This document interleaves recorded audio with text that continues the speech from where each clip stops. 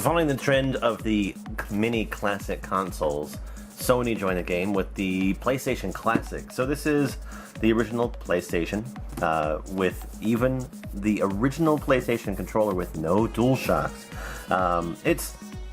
It's a classic console, just like the NES Classic and SNES Classic, even like the Neo Geo Pocket or Classic that came out recently.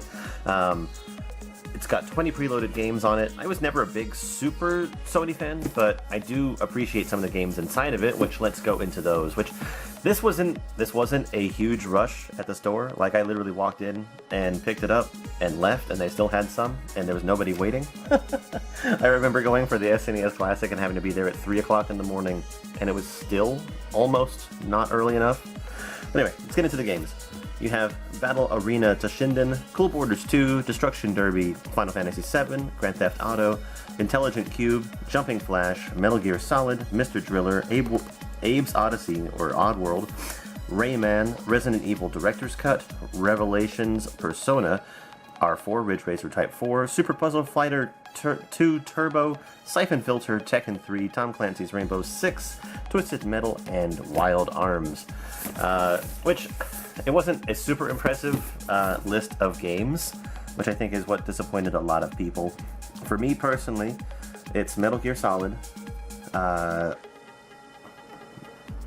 Revelations, Ridge Racer, Puzzle Fighter, and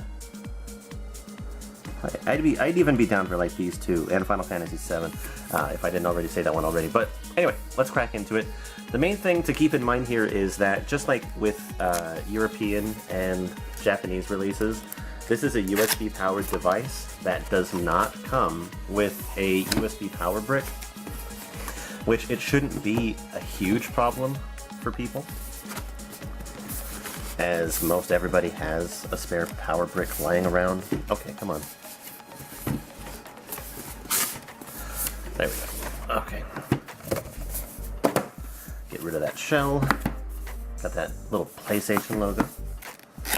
Okay, out of video game company logos, the PlayStation logo is actually very nice. This is a good logo. It's very simple. It doesn't take up very much room. It looks fancy. Boxes within boxes. You have your quick start guide. You don't need that. And you have the actual console itself. This is... I'll be right back. It is kind of impressive how small it is, because even considering the fact that this is like the PS1, the model that was slimmed down, the size difference isn't too crazy. It's almost like looking at the DS and the DS XL. It's almost got the same height. Sorry, I store these here so I don't lose them.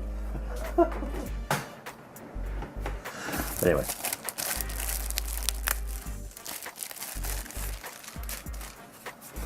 So on the console, you have your HDMI, your mini USB, it even has like what looks like an openable port on here.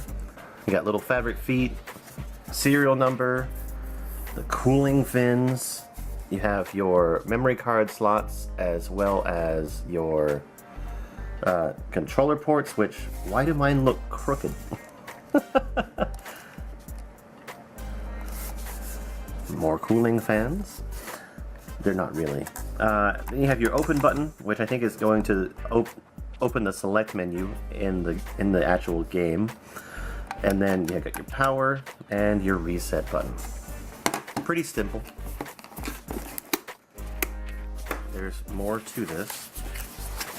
This box is like a little puzzle.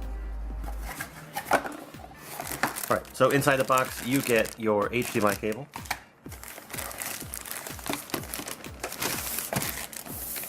You get your USB cable. Then you get two of the classic PlayStation controllers, sans DualShock. The USB adapters at the end, that's actually kind of cute. I'm actually kind of hoping you can use these with a freaking computer easily, like it would register as a USB controller. It feels fine. It's weird not to have the little DualShock nubs to sort of like rest your finger on. But the controller feels fine. It has a decent amount of weight to it.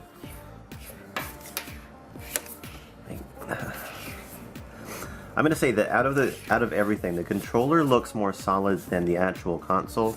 I'm gonna have to say that the console, like, come on, that shouldn't be a thing. Everything else looks fine. Like, everything else is perfectly fine, except for this.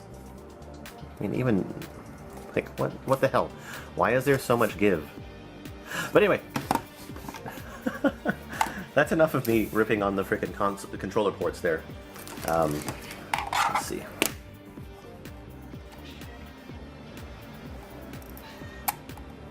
I mean, it looks classic. Anyway, let me know what you think down below. What do you think of the game selection? Let me know what you think of the actual console itself, if you have one. I want to talk about it.